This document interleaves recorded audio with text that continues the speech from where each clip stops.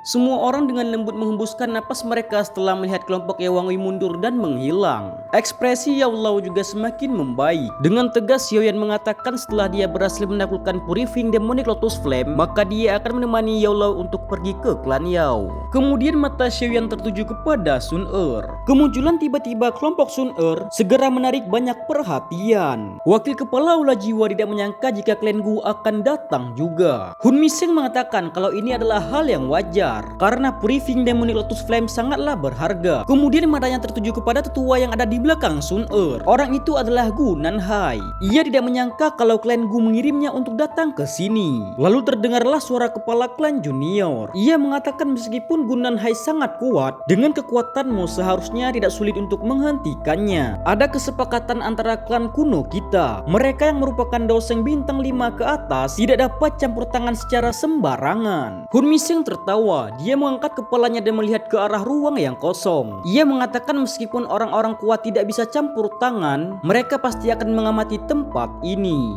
Di sisi Xiaoyan, Sun Er sangat bahagia setelah dia mengetahui jika Xiaoyan telah mencapai kelas Daoseng. Melihat ini, Gu Qingyan dan Gu Nanhai menggelengkan kepalanya. Mereka belum pernah melihat Sun Er sebahagia ini di dalam klan Gu. Xiaoyan mengabaikan semua orang, dengan cepat dia meraih tangan Sun Er. Sun Er mengatakan kalau dia sangat merindukan Xiaoyan. Dia juga mengatakan kalau di masa depan dia akan terbebas, dan saat itu tiba dia akan terus menemani Xiaoyan. Xiaoyan terkejut mendengar kata-katanya. Dia segera tersenyum dan mengangguk. Setelah itu mereka semua saling berbicara, dan Xiaoyan juga memperkenalkan Xian kepada Sun Er. Sun Er juga begitu, dia memperkenalkan Gu Nanhai kepada Xiaoyan. Kemudian dia bertanya apakah klan Gu juga tertarik kepada Purifying Demonic Lotus Flame. Mendengar ini, Gu Nanhai menjawab, kedatangan klan Gu ke sini hanya untuk memastikan bahwa Purifying Demonic Lotus Flame tidak jatuh di tangan klan Hun. Sun Er menjelaskan tentang kemunculan Purifying Demonic Lotus Flame pada zaman dulu, di mana pada saat itu tidak ada seorang pun yang bisa menaklukkannya. Klan Hun selalu ingin mendapatkan Purifying Demonic Lotus Flame. Sekarang dia sangat ingin tahu apa rencana mereka kali ini. Mata Sun Er beralih kepada kepala klan junior dari klan Hun. Ia mengatakan kepada Xiaoyan kalau orang itu bernama Hun Feng. Dia memiliki garis keturunan dewa dari klan Hun. Hun Feng berlatih untuk mengkhususkan diri dalam melawan level di atasnya. Semakin banyak waktu telah berlalu, tidak ada seorang pun di generasi yang sama yang berani bertarung dengannya. Bahkan beberapa tetua dari klan Hun cukup takut kepadanya. Mata Xiaoyan beralih kepada pria bernama Hun Feng. Ia pun perlahan menganggukkan kepalanya. Kepala klan berikutnya dari klan Hun sangatlah menakutkan.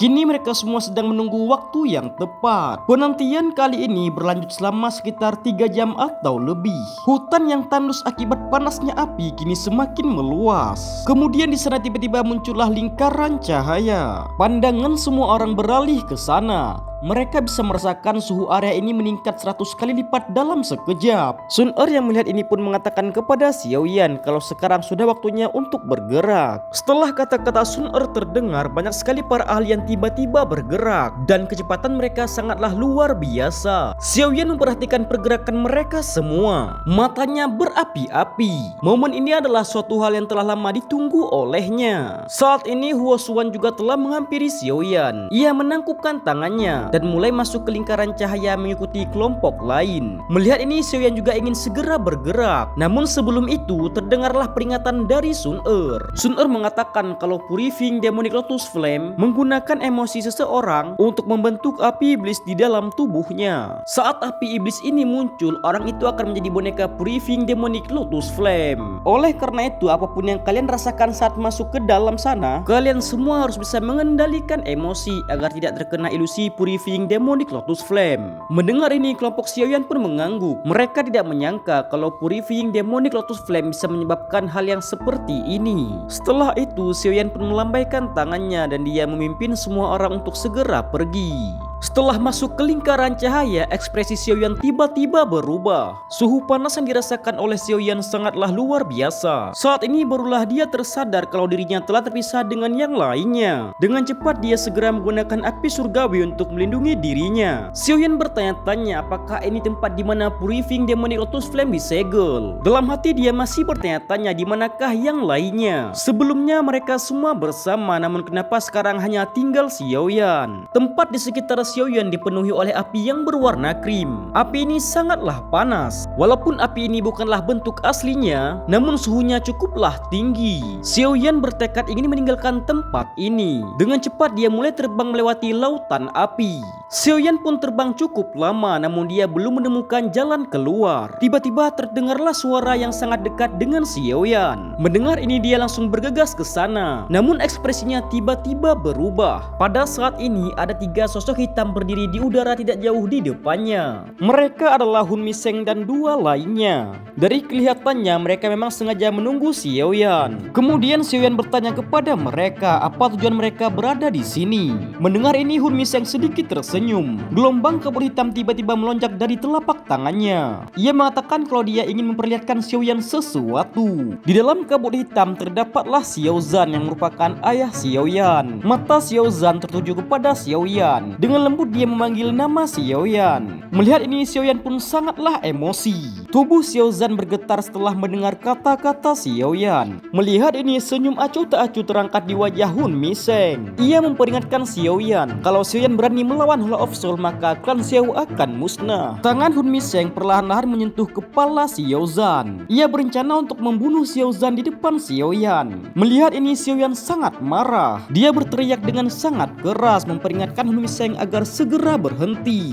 Menanggapi hal ini Hun Miseng hanya tertawa. Dengan cepat dia mengepalkan tangannya dan menghancurkan Xiaozan. Hal ini membuat Xiaoyan sangat marah. Dengan cepat dia mengedarkan daukinya dan aura pembunuh yang sangat keras tiba-tiba terpancar dari tubuh Xiaoyan. Xiaoyan hendak melesat ke arah Hun Miseng, namun tiba-tiba tubuhnya segera berhenti.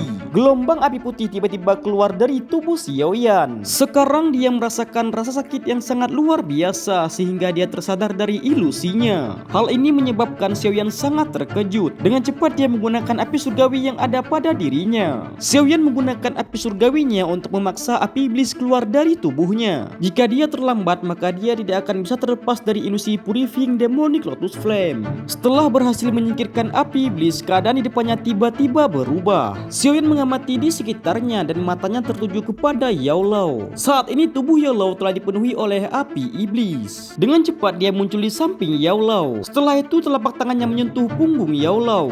Xiaoyan sekuat tenaga menggunakan kekuatan spiritualnya untuk membangunkan jiwa Yao Lao. Tiba-tiba mata Yao Lao yang sebelumnya tertutup kini mulai terbuka. Dia sedikit kelelahan dan matanya menatap Xiaoyan di sampingnya. Mereka berdua tidak menyangka kalau Purifying Demonic Lotus Flame akan menyebabkan mereka jatuh ke dalam ilusi. Jika mereka tidak dapat keluar maka mereka akan terjebak selamanya. Sekarang mereka berdua berencana untuk pergi. Namun sebelum itu Yao Lao menanyakan kepada Xiaoyan di mana yang lainnya. Mendengar ini Xiaoyan pun menggelengkan kepalanya. Dia sama sekali tidak mengetahui di mana mereka sekarang. Setelah itu dia mengajak Yao Lao untuk pergi.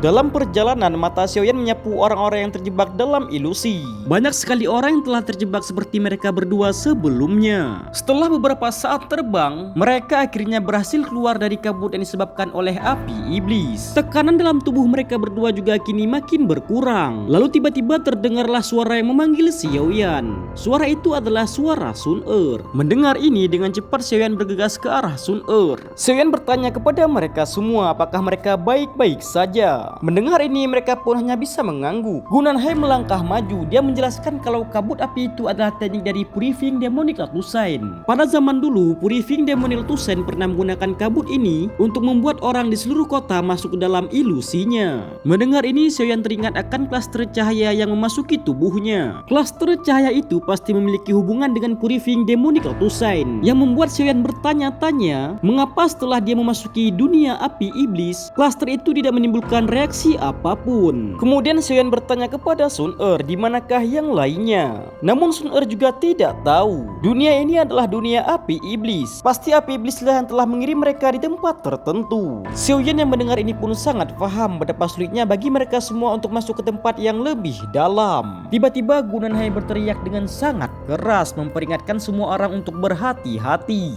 Ruang di sekitar mereka semua kini mulai terdistorsi. Muncullah banyak orang yang tubuhnya dipenuhi oleh api iblis. Mata mereka tidak memiliki ekspresi apapun. Mereka semua seperti boneka yang dikendalikan oleh api iblis. Melihat ini, Gu Nanhai pun mengatakan kalau mereka semua adalah budak api. Mereka adalah para ahli yang telah disempurnakan oleh Purifying Demonic Lotus Flame. Setelah kata-kata Gu Nanhai terdengar, tiba-tiba para budak api mulai menyerang mereka semua. Melihat ini, mereka semua tidak tinggal diam. Dengan cepat mereka semua mengeluarkan teknik mereka masing-masing untuk membunuh budak api. Akan tetapi budak api terlalu banyak. Melihat ini, Gu Nanhai mengajak mereka semua untuk segera pergi. Mendengar ini, mereka pun mengangguk. Dengan cepat mereka semua melesat maju untuk menghindari budak api. Mereka semua melihat pintu yang tertutup. Dengan cepat mereka semua menggunakan kekuatan gabungan untuk menghancurkan pintu itu. Saat pintu itu hancur, tiba-tiba para budak api langsung berhenti.